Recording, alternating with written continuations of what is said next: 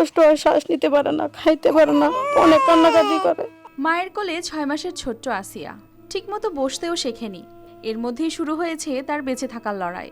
নাম ধরে ডাকলে মুচকি হাসে, মায়ের মুখের দিকে তাকিয়ে নাড়ে হাত পা। কিন্তু সেই নিষ্পাপ হাসির আড়ালেই লুকিয়ে আছে এক নির্মম সত্যি। তার জন্মের মাত্র 2 মাস পরেই ধরা পড়ে হৃৎপিণ্ডে ছিদ্র। এরপর থেকেই হাসপাতাল আর বাড়ির মাঝেই কাটছে তার প্রতিটি দিন। টাঙ্গাইলের সখীপুর উপজেলার কুতুবপুর চারিবাইদ গ্রামের নাজিম ও সালমার 6 মাসের মেয়ে আসিয়া, যে জন্মের 2 মাস পর থেকেই হৃৎপিণ্ডে ছিদ্র নিয়ে লড়ছে জীবনের সাথে।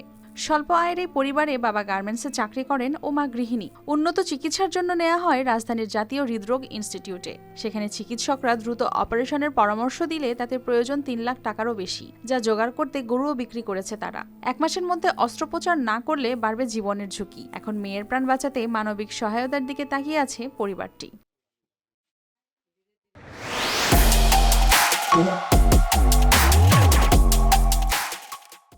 নিয়ে যাওয়ার পর সখীপুর মা শিশু ক্লিনিকে ডাক্তার দিয়ে আসছি, পরে কিছু হার্টের সমস্যা, পরে ঢাকা নিয়ে গেছি জাতীয় হৃদরোগ হাসপাতালে।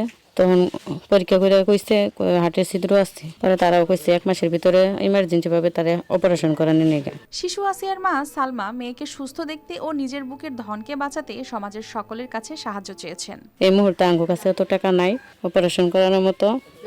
যদি আপনারা কিছু সহযোগিতা করতেন, সাহায্য করতেন, তাহলে আমার মেয়ের জীবনটা বাঁচত।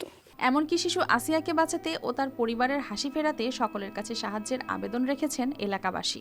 আমরা প্রতিবেশী সবাই মিলেমিশে তার চিকিৎসার জন্য একটা আর্থিক সহযোগিতা করতে সবাই ইচ্ছুক, কিন্তু তার যে ব্যয়বহুল খরচ চিকিৎসার জন্য সেটা আমরা সবাই পারতেছি না, এবং কে আসিয়ার নানাও পারতেছে না। তার যে নানা দিনমজুর, টাকা পয়সা নাই, একটা সারা চাল বিক্রি করছে। তারপরেও এলাকা থেকে অনেক আমরা সহযোগিতা করছি।